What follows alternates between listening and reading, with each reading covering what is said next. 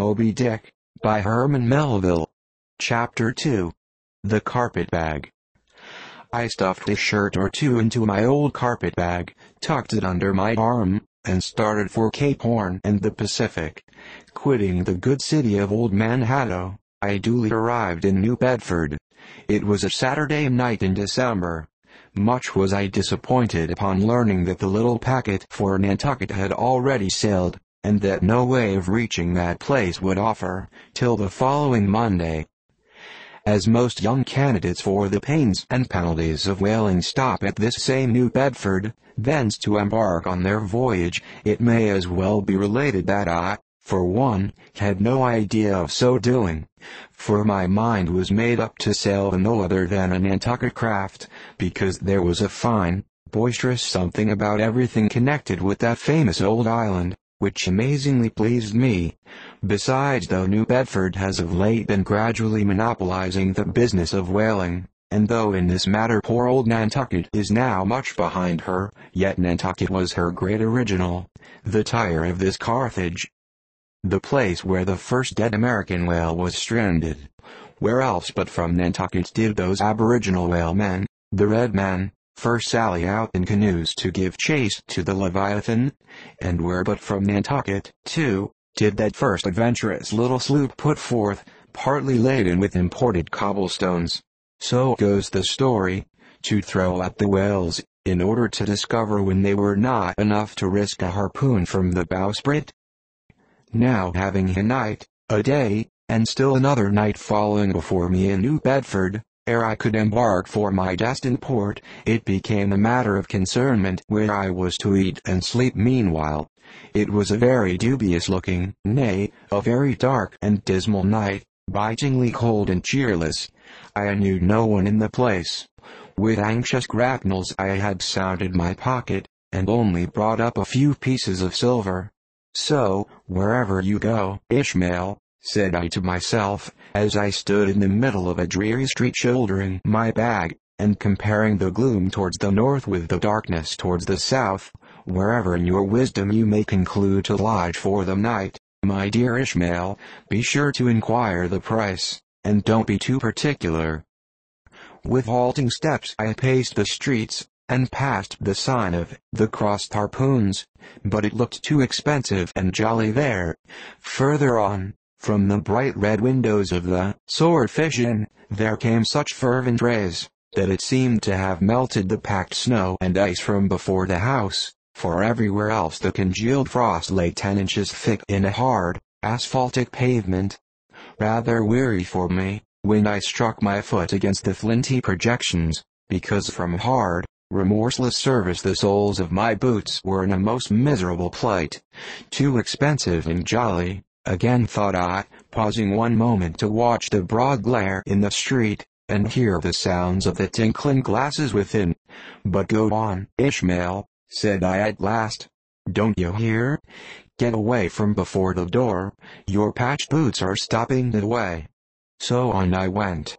I now by instinct followed the streets that took me waterward, for there, doubtless, were the cheapest, if not the cheeriest inns.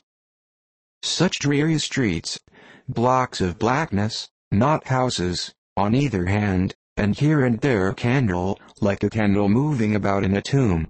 At this hour of the night, of the last day of the week, that quarter of the town proved all but deserted. But presently I came to a smoky light proceeding from a low, wide building, the door of which stood invitingly open. It had a careless look, as if it were meant for the uses of the public, so, entering, the first thing I did was to stumble over an ash box in the porch. Ha! Thought I, ha! As the flying particles almost choked me. Are these ashes from that destroyed city, Gomorrah? But, the Crossed Harpoons, and the Swordfish? This, then, must needs be the sign of the trap. However, I picked myself up and hearing a loud voice within, pushed on and opened a second, interior door. It seemed the great black Parliament sitting in Tophet. 100 black faces turned round in their rows to peer, and beyond, a black angel of doom was beating a book in a pulpit. It was a Negro church, and the preacher's text was about the blackness of darkness, and the weeping and wailing and teeth gnashing there. "Ha, Ishmael," muttered I, backing out, "wretched entertainment at the sign of the Trap." Moving on, I at last came to a dim sort of light not far from the docks, and heard a forlorn creaking in the air, and looking up, saw a swinging sign over the door with the white paintings upon it, faintly representing a tall straight jet of misty spray, and these words underneath: "The Spouter Inn. Peter Coffin." Coffin? Spouter? Rather ominous in that particular connection, thought I, but it is a common name in Nantucket, they say, and I suppose this Peter here is an emigrant from there. As the light looked so dim, and the place, for that time, looked quiet enough, and the dilapidated little wooden house itself looked as if it might have been carted here from the ruins of some burnt district, and as the swinging sign had a poverty-stricken sort of creak to it, I thought that here was the very spot for cheap lodgings, and the best of pea coffee. It was a queer sort of place, a gable-ended old house, one side palsied as it were, and leaning over sadly. It stood on a sharp bleak corner, where that tempestuous wind Euroclydon kept up a worse howling than ever it did about poor Paul's tossed craft.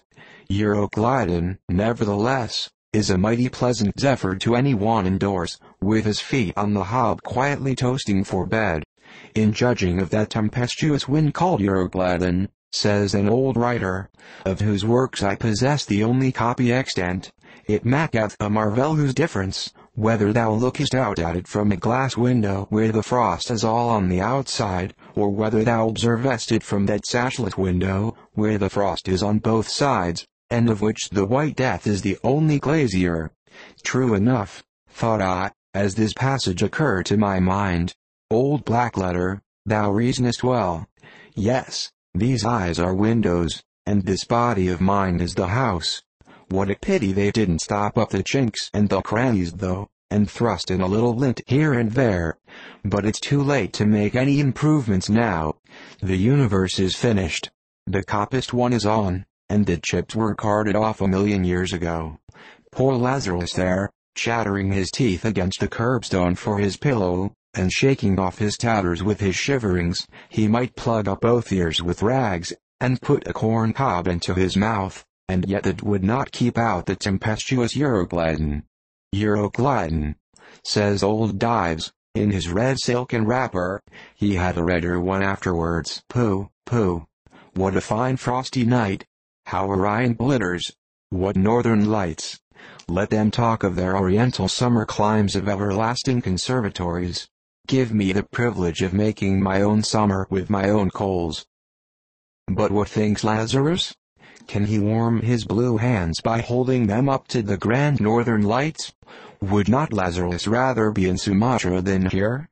Would he not far rather lay him down lengthwise along the line of the equator, ye gods, go down to the fiery pit itself, in order to keep out this frost? Now, that Lazarus should lie stranded there on the curbstone before the door of Dives, this is more wonderful than that an iceberg should be moored to one of the Moluccas. Yet Dives himself, he too lives like a czar in an ice palace made of frozen sighs, and being a president of a temperance society, he only drinks the tepid tears of orphans. But no more of this blubbering now, we are going whaling, and there is plenty of that yet to come.